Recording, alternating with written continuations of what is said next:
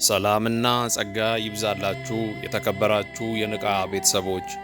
በዚህ ሚዲያ ላይ የሚተላለፉት ፕሮግራሞች ሁሉንም የወንጌል አማኞች እንዲሁም አገልጋዮችን አንድ ላይ የመፈረጅ ሳይሆን ይልቁንም መጽሐፍ ቅዱሳችን በሁለተኛ ጴጥሮስ ምዕራፍ 2 ከቁጥር 1 ጀምሮ ነገር ግን ሐሰተኞች ነቢያት ደግሞ በሕዝቡ መካከል ነበሩ፣ እንዲሁም በመካከላችሁ ደግሞ ሐሰተኞች አስተማሪዎች ይሆናሉ፣ እነርሱም የዋጃቸውን ጌታ እንኳን ክደው የሚፈጥንን ጥፋት በራሳቸው ላይ እየሳቡ የሚያጠፋን ኑፋቄ ያሾልከው ያገባሉ።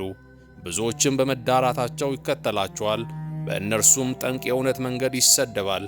ገንዘብንም በመመኘት በተፈጠረ ነገር ይረቡባቸዋል።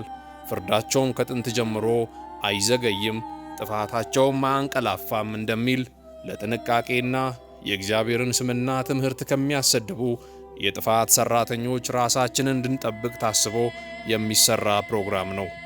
በተጨማሪም በጽድቅ በቅድስና እንዲሁም እግዚአብሔርን በመፍራት የሚያገለግሉ እውነተኛ አገልጋዮች አሁንም በእኛ ዘመን እጅግ የበዙ እንዳሉ እናምናለን።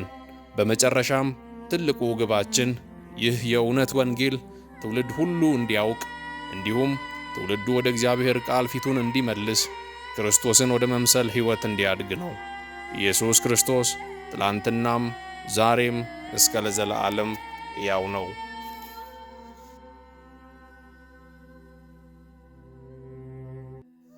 የዛሬው ባለ ታሪካችን ኤልሳ ታረቀኝ ትባላለች። ተወልዳ ያደገችው አዲስ አበባ ጎፋ መብራት ኃይል አካባቢ ነው። ባለ ትዳርና የሁለት ልጆች እናት ነበርኩኝ ትላለች። ሰላም፣ ስሜ ኤልሳቤት ታረቀኝ ይባላለሁ።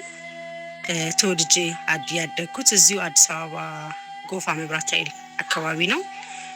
ዛሬ የኔን ታሪክ የማቀርብላችሁ ብዙ እህቶቼ በእኔ አይነት ታሪክ ውስጥ የሚያልፉ ወይም እንደኔ አይነት ታሪክ ውስጥ ያሉ ካሉ ቢማሩበት ብዬና እግዚአብሔር ለኔ ያደረገውን ምሕረት ሼር ለማድረግ ለማካፈል ነው። ዛሬ ይህንን ታሪኬን ሳካፍላችሁ አለች ኤልሳ ከእኔ የሕይወት ታሪክ እንድትማሩበት ደግሞም በተመሳሳይ አይነት ችግር ውስጥ ላሉ በተለይም እህቶቼ እግዚአብሔር ለኔ ያሳየውን ምሕረት ጌታ እንዴት ከዚህ ከመሰለ የጨለማ አሰራር እንደፈታኝ በመናገር መፍትሄውንና አቅጣጫውን ለማሳየት ነው። እንዲሁም በተጨማሪ ብዙዎች ከዚህ ስርዓት እንዲፈቱ ካለኝ ፍላጎት የተነሳ ነው ትላለች። ነገሩ የጀመረበትን ሁኔታ ስታስረዳ ኤልሳ እንደዚህ ብላ ትናገራለች። ሁለተኛ ልጄ ይታመማል፣ የሚጥል በሽታ አለበት። እኔ ብዙ ቦታ ሞክሬያለሁ፣ ግን ብዙም ለውጥ የለውም። እንዲሁም ብዙ ቸርቾች እንዲጸለዩለት ወስጄዋለሁ፣ አንዳቸውም ግን መፍትሄ አላመጡም። ነገር ግን ብዙዎች ተፈውሷል፣ ጌታ ፈውሶልሻል ብሎኛል፣ አንዳንዶች ደግሞ መንፈስ ነው ይሉኛል። ብቻ በጣም ብዙ ቦታ ወስጄው ምንም ለውጥ ስለሌለው እኔና ባለቤቴ በጣም ተስፋ ቆርጠን ነበር ትላለች።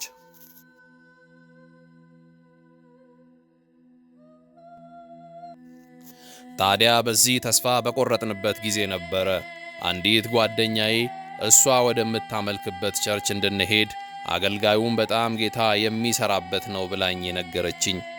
እኔም ብዙ ቦታ ሞክሬ መፍትሄ እንዳጣው ብነግራትም ግድ የለሽም በእኔ ይሁንብሽ ብላኝ በብዙ ስለጨቀጨቀችኝ እኔም በመጨረሻም ለመሄድ ወስኜ ከሐሳቧ ጋር ተስማማው።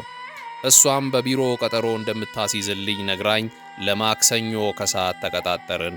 በቀጠሯችንም ቀን ማክሰኞ ከሰዓት ወደ ተባለው ቸርች ሄደን አገልጋዩም ከመቀመጫው ተነስቶ ሁለታችንም ሰላም አለን። የታመመውንም ልጄ ሰላም አለው እና ለተወሰነ ሰዓት እኔን ለማናገር ስለፈለገ ጓደኛዬን ደጅ ሆና እንድትጠብቀኝ ነግሯት ወጣች። በመቀጠልም አንዳንድ ጥያቄዎችን ጠየቀኝ። ልጄ ህመሙ መቼ እንደጀመረው ነገርኩት። ብዙ ቦታም እንደወሰድኩት መፍትሄም እንዳጣን እኔና ባለቤቴ ተስፋ ቆርጠን እንዳለ ብቻ ብዙ ነገር አጫወትኩት። ስለ ባለቤቴም ጠይቆኝ አብሮኝ ያልመጣው ባለቤቴ የፊልድ ሰው እንደሆነ ለዛም እንዳልተገኘ ነገርኩት። ከዚያም በመቀጠል የማጽናናት ምክር፣ ተስፋ እንዳልቆርጥ በተጨማሪም ጌታ ልጄን እንደሚፈውሰው ነቢይም እንደሚሆን ትልቅ ደረጃ የሚደርስ ልጅ እንደሆነ ነግሮኝ ጸለየልኝ። ከመሳቢያ ውስጥም ከፍቶ የተጸለየበት ዘይት ለምልክት ይሆን ብሎ ግንባሬ ላይ ቀባ። የልጄም ግንባር ላይ አደረገ። በተጨማሪም ሌላ እንደ ቅባት አይነት ነገር ከመሳቢያ ውስጥ አውጥቶ በእጁ ላይ ቀባና ጌታ ጎበኝሻለሁ፣ መከራሽንም ወስጄዋለሁ ይላል፣ ተፈጸመ ብሎ ጨበጠኝ። እኔም አሜን ብዬ በደስታ እግዚአብሔርን አመስግኜ ጨረስኩኝ። በመቀጠልም ያንን የተጸለየበት ዘይት ሰጠኝ። ከጓደኛዬም ጋር ተያይዘን ወደ ቤታችን ተመለስን።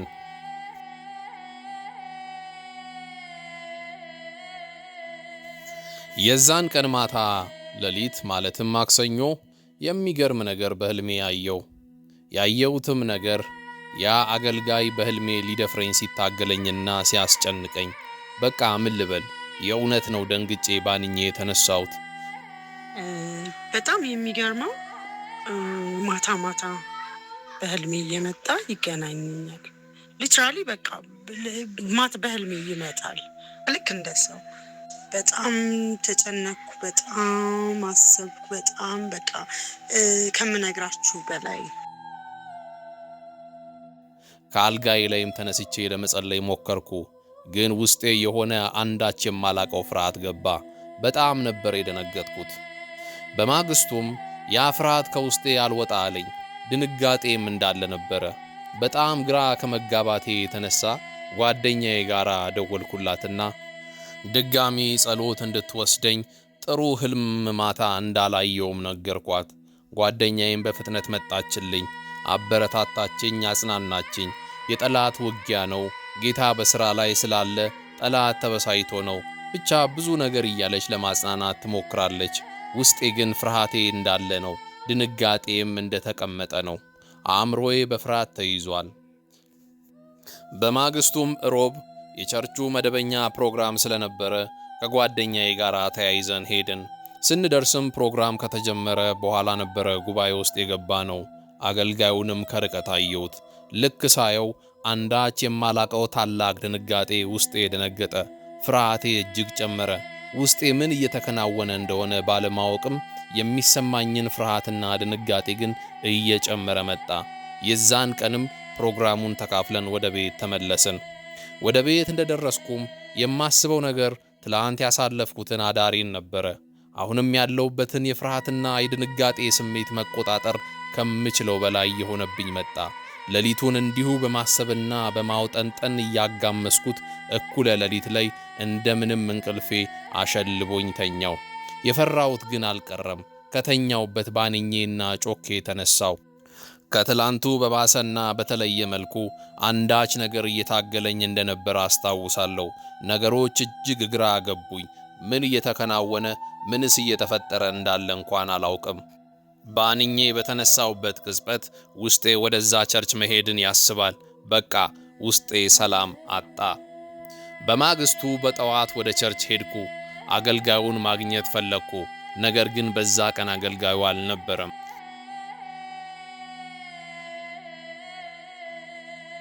እንዲህ ባለ መልኩ ሕይወቴ ሳላውቀው ወደማልወጣበት አንዳች አዘቅት ውስጥ ቀስ በቀስ መግባት ጀመረ።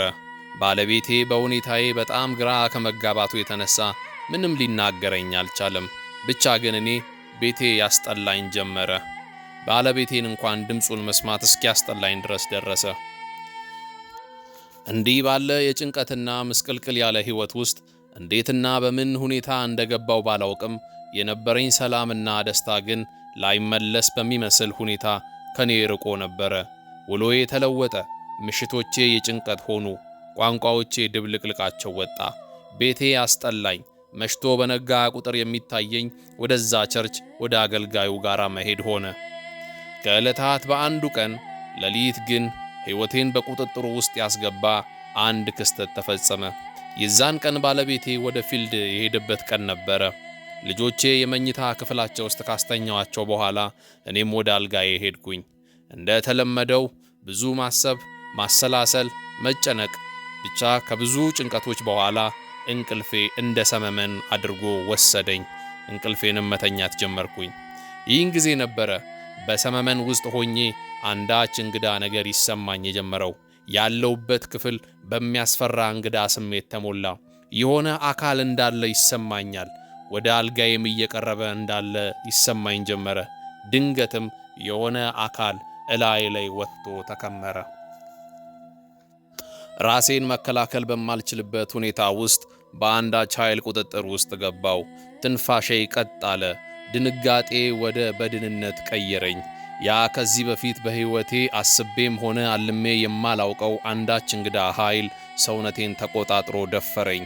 ይህ ሁሉ ሲከናወን ቅዠት ይመስለኝ ነበረ። ነገር ግን እየሆነ ያለው ነገር ከቅዠት ያለፈ ከጋዱ ዓለም የባሰ እውነታ ነበረ። በመጨረሻም ያ እንግዳ ነገር ከላይ ላይ ተነስቶ ሲሄድ ተሰማኝ። እንደምንም ከአልጋዬ ላይ ተነሳውና መብራት አበራው። ሰውነቴን ተመለከትኩት። ሽንፈት፣ ውርደትና ኀፍረት በአንድነት ተሰማኝ። ዙሪያ ገባይን ተመለከትኩኝ። ምንም ነገር ቤቴ ውስጥ የለም። ሕሊናዬ ወቀሳውን ወዲያውኑ ጀመረ። ብቻ አሁን በቃላት መግለጽ የማልችለው ብዙ ስሜቶች ተሰሙኝ። ዝብርቅርቅ አለብኝ። በጣም የሚገርመው በዛ የውርደት ስሜት ውስጥ ሆኜ ያንን አገልጋይ በአእምሮዬ አስበዋለሁ። እንደዚህ ባለ የአዙሪት መንገድ የሕይወቴ ምዕራፍ ከማላቀው አንዳች ኃይል ጋር ተቆራኘ። ያ የማላቀው አንዳች አካል በየቀኑ በተመሳሳይ አይነት ጥቃት ይፈጽምብኝ ጀመረ። በጣም የሚያሳዝነው ጉዳይ ከባለቤቴ ጋር ከቀን ወደ ቀን ቋንቋችን እየተደበላለቀ መጣ። አልጋ ለይተን መተኛት ጀመርን።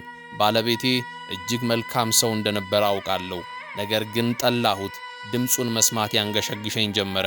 የገዛ ልጆቼ ልክ እንደ ባዳ እንደ ሌላ ልጆች ሆነው ይሰሙኝ ጀመረ። ለሚታመመው ልጄ እንኳን የነበረኝ የእናትነት ፍቅር ሳላውቀው ከውስጤ እየጠፋ መጣ። ልጆቼን የመንከባከብና ታማሚውን ልጄን የማሳከም ትኩረት በሙሉ ባለቤቴ ላይ ሆነ። እኔ ውሎዬ ወደዛ ቸርች፣ አዳሬ ደግሞ በዚህ ኃይል ቁጥጥር ስር ገባ። እንዲህ ባለ ግራ የተጋባ ሕይወት ከባለቤቴ ጋር ለ7 ወራት ከቆየን በኋላ ባለቤቴ ቤቱን ጥሎ ልጆቹን ይዞ ወጣ። ምንም አልመሰለኝም። ይልቁንም ትልቅ እረፍት ያገኘው ያህል ነበር የተሰማኝ። ከዛን ጊዜ በኋላ ሕይወቴ በፊት ከነበረበት በእጅጉ ተቀየረ። በየቀኑ ከዛ ቸርች አልጠፋም። ማንም ይሁን ማንም ያንን አገልጋይ በክፉ እንዲናገርና እንዲያወራ አልፈልግም።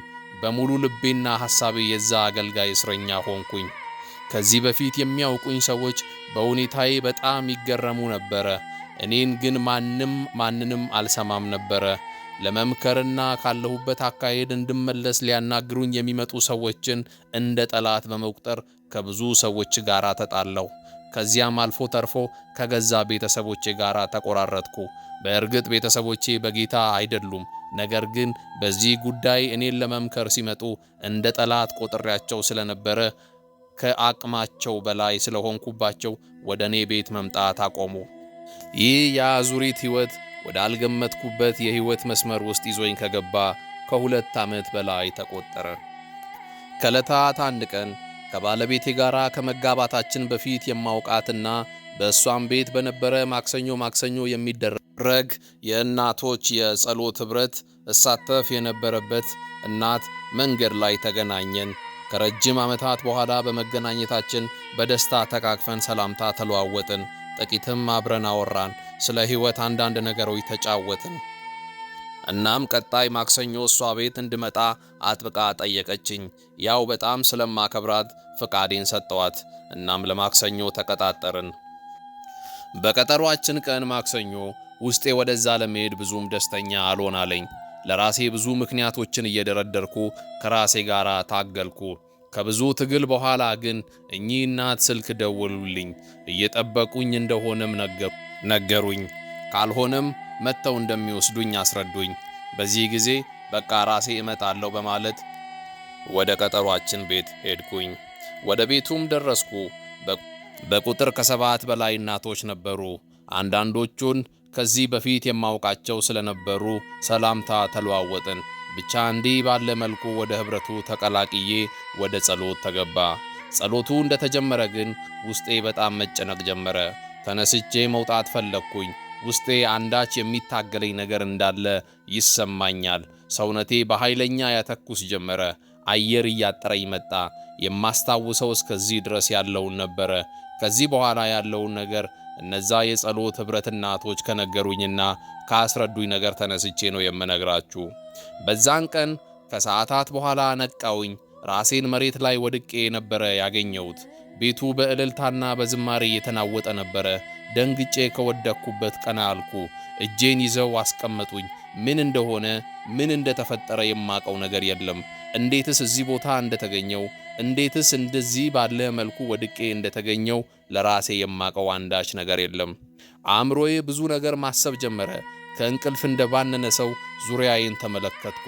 በዓይኔ ልጆቼን ፈለግኳቸው፣ ባለቤቴን ፈለግኩት። ምንም የማውቀው አንዳች ነገር የለም። ሁሉ ነገር እንግዳ ሆነብኝ። እምባ ያለማቋረጥ ከዓይኖቼ መፍሰስ ጀመሩ። በመጨረሻም ያቺ እናት የሆነውን በሙሉ አስረዳችኝ። የክፉ አሰራር እንደነበረ፣ እንዴት መንፈሱ እንዳገኘኝ፣ በጨለማ መንፈስ ከሚያገለግል አገልጋይ እንዴት ባለ መልኩ የመናፍስቱ ዓለም እስረኛ እንደሆንኩ፣ ዛሬ ግን እግዚአብሔር በልጁ በኢየሱስ ክርስቶስ የስም ኃይል አማካኝነት እንደፈታኝ፣ መንፈሱም ከውስጤ ጮኾ እንደወጣ በዝርዝር ነገረችኝ። እንደዚህ ባለ መልኩ እግዚአብሔር ከታሰርኩበት ስውር እስር ፈታኝ። ወደ አእምሮዬ ተመለስኩ። ደስታዬ ተመለሰ። ቀኖቼም አማሩ፣ ሌሊቶቼም ተቀየሩ። እነዛ የጭንቅ ሌሊቶቼ ዳግመኛ ላይመለሱ አለፉ። የሰላም እንቅልፍ መተኛት ጀመርኩ። ያ እየመጣ የሚረብሸኝ ክፉ መንፈስ ሙሉ በሙሉ ከዛ ቀን ጀምሮ ተቋረጠ። እግዚአብሔር የተወሰደብኝን ምርኮ ሁሉ በእጥፍ መለሰ። ከባለቤቴ ጋራ ከልጆቼ ጋራ ጌታ ዳግመኛ አገናኘኝ። ጌታ ኢየሱስ ምሕረቱን በእኔ ላይ ያበዛ። እግዚአብሔር የበጎነቱን ክንድ ዘረጋልኝ። ድጋሚ ቤቴ ተሠራ። የፈረሰው ነገሬ ድጋሚ ታደሰ። አሁን ላይ በጣም ደስተኛ ሕይወት ከባለቤቴና ከልጆቼ ጋር እየኖርኩ እገኛለሁ። ልጄም በሕክምና ጥሩ ጤንነት ላይ ይገኛል። በመጨረሻም አንድ ነገር ማስተላለፍ እፈልጋለሁ። መጽሐፍ ቅዱስ በአንደኛ ዮሐንስ 4 ከቁጥር 1 ጀምሮ እንደሚናገር ወዳጆቼ ሆይ መንፈስን ሁሉ አትመኑ፣ ነገር ግን መናፍስት ከእግዚአብሔር ሆነው እንደሆነ መርምሩ፣ ብዙዎች ሐሰተኛ ነቢያት ወደ ዓለም ወጥተዋልና እንደሚለው ሁሉን ነገር በእግዚአብሔር መንፈስ በቃሉ መመርመር እንድንችል እግዚአብሔር ጸጋውን እንዲያበዛልን እለምናለሁ። ሌላውና ዋናው ነገር ምናልባት እኔ ተይዤበት በነበረው አይነት እስራት ውስጥ ያላችሁ እህቶቼ ዛሬ ለእናንተ የመፈታት ቀን እንዲሆንላችሁ ይህንን መልእክቴን እንድትሰሙ አደራ እላለሁ። እኔን የፈታ እኔን ነፃ ያወጣ እግዚአብሔር እናንተንም ይፍታ። በተመሳሳይ ሁኔታ ያላችሁ እህቶቼ ለማማከርና ጸሎት በማንኛውም ሰዓትና ጊዜ ማግኘት እንደምትችሉ እኔን ላሳውቃችሁ ወዳለሁ። ኢየሱስ ክርስቶስ ያድናል።